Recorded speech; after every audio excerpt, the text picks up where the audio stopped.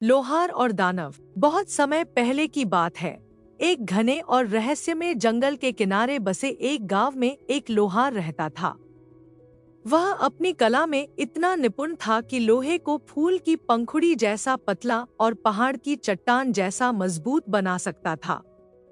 लेकिन उसकी इस अद्भुत प्रतिभा के साथ साथ उसका अहंकार भी आसमान छूता था। वह अक्सर डींगे मारता था कि न तो किसी इंसान और न ही किसी रूह के पास उसके जैसा तेज दिमाग है। एक शाम जब सूरज क्षितिज के नीचे डूब रहा था और भट्टी की आग गहरी सुर्ख लाल चमक रही थी, अचानक दुकान के भीतर एक बर्फीली ठंडी हवा का झोंका आया। भट्टी की लपटें नीली पड़ गईं और परछाइयों के बीच से एक काली आकृति उभरी। वह एक दानव था। दानव फुसफुसाया, उसकी आंखें जलते हुए कोयले की तरह दहक रही थी। लोहार, तेरा अहंकार पाताल की गहराइयों तक पहुंच गया है। मैं तुझे एक सौदा करने का प्रस्ताव देता हूँ। 10 साल तक असीमित धन और वह शक्ति जिससे तू हवा से भी अपनी मनचाही चीज गढ़ सकेगा। लेकिन बदले में जब 10वें साल की घड़ी में आधी रात के 12 बजेंगे, तेरी आत्मा मेरी होगी। अपनी ही शान में अंधा लोहार जोर से हंसा।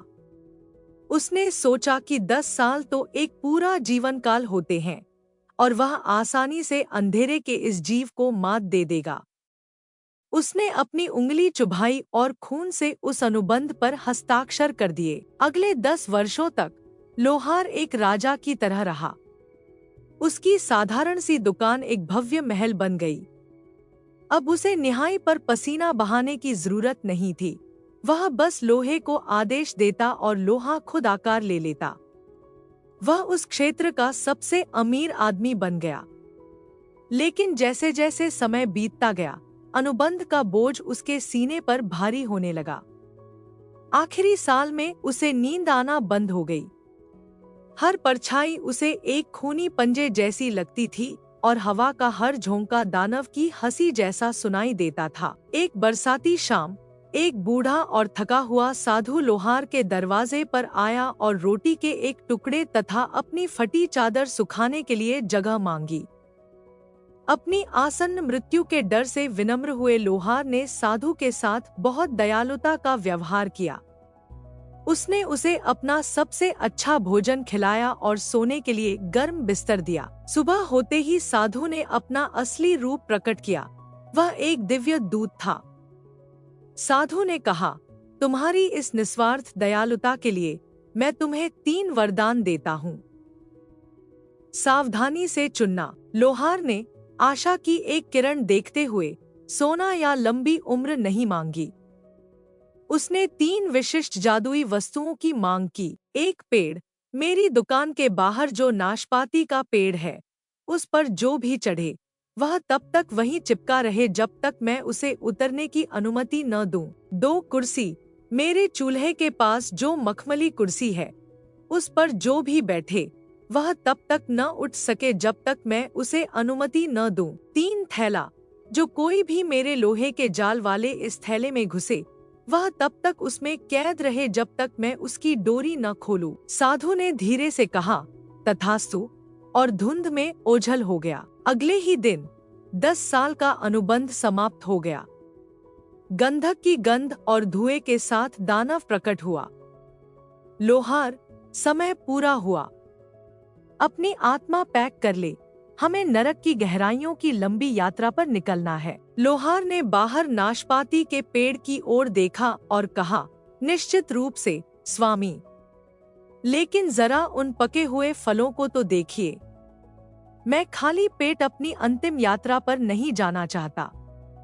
क्या आप जैसा शक्तिशाली जीव जल्दी से ऊपर चढ़कर मेरे लिए मुट्ठी भर फल तोड़ सकता है? दानव काम जल्दी खत्म करने की उतावली और अपनी श्रेष्ठता के घमंड में टहनियों पर कूद गया। तुरंत ही उसने खुद को लकड़ी से चिपका हुआ पाया। वह बहुत छटपटाया, लेकिन वह ऐसे फंस गया था जैसे शहद में मक्खी। लोहार ने एक भारी हथौड़ा उठाया और पेड़ के तने को पीटना शुरू कर दिया। उन कंपन की लहरों ने दानव के शरीर में असहनीय पीड़ा भर दी। बस करो, बस करो, दानव चिल्लाया। मुझे 5 साल और दे दो, मैं तुम्हें छोड़ दूंगा। लोहार मान गया और उसे जाने दिया। 5 साल पलक झपकते ही बीत गए। दानव पहले से कहीं अधिक क्रोधित होकर लौटा। अब और कोई चालाकी नहीं, वह दहाड़ा। लोहार ने शांति से कहा, मैं तैयार हूँ, लेकिन कृपया मुझे अपना अंतिम हिसाब किताब पूरा करने दे, ताकि मेरे जाने के बाद सब ठीक रहे। तब तक आप इस आरामदायक कुर्सी पर बैठें। जैसे ही दानव का पिछला हिस्सा मखमल को छुआ, वह वहीं जकड़ गया। लोहार ने अपने शिष्यों को बुलाया और उन्होंने दानव पर लालत लोहे की छड़े और भारी चिमटों से वार करना शुरू कर दिया। दानव दर्द से करा उठा और गिड़गिड़ाने लगा, 3 साल और, बस मुझे छोड़ दो, मैं तुम्हें 3 साल की मोहलत और दूंगा। जब 3 साल बीत गए तो दानव अकेला नहीं आया।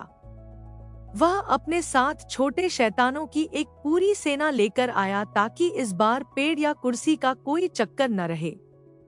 लोहार, आज तेरी मौत निश्चित है। लोहार अपनी निहाई के पास अपना लोहे का थैला लेकर खड़ा था। उसने कहा, ठीक है, लेकिन मैंने सुना है कि दानव रूप बदलने में माहिर होते हैं। मुझे शर्त है कि तुम इतने छोटे नहीं हो सकते कि इस नन्हे से थैले में समा सको। धृष्ट मानव, दानव चिल्लाया। अपनी शक्ति सिद्ध करने के लिए वह और उसकी पूरी सेना मक्खियों के झुंड में बदल गई और सीधे थैले के अंदर घुस गई। लोहार ने तुरंत डोरी खींचकर थैला बंद कर दिया, उसे अपनी विशाल निहाई पर रखा और अपने सबसे मजबूत मजदूरों को इशारा किया। उन्होंने अपने सबसे भारी हथौड़े चलाए, लयबद्ध और क्रूर। उन्होंने थैले को तब तक पीटा जब तक कि धातु खुद चमकने न लगी। थैले के अंदर से आती चीखें कान फाड़ देने वाली थी। लोहार ने थैले को तब तक पीटा जब तक वह चपटा नहीं हो गया। फिर उसने उसे दहकती भट्टी में फेंक दिया। अंत में दानव ने हार मान ली और शपथ ली, मैं अनुबंध रद्द करता हूँ। मैं कभी वापस नहीं आऊंगा, बस हमें बाहर निकाल दो। लोहार ने थैला खोला और काले झुलसे हुए धुएं का एक बादल फुफकारते हुए बाहर निकला और बाज की तरह तेज गति से क्षितिज की ओर उड़ गया। दानव ने फिर कभी उस गांव की सीमाओं को पार करने की हिम्मत नहीं की। लोहार ने अपने जीवन के शेष दिन शांति से बिताए। अब वह अहंकारी नहीं रहा था।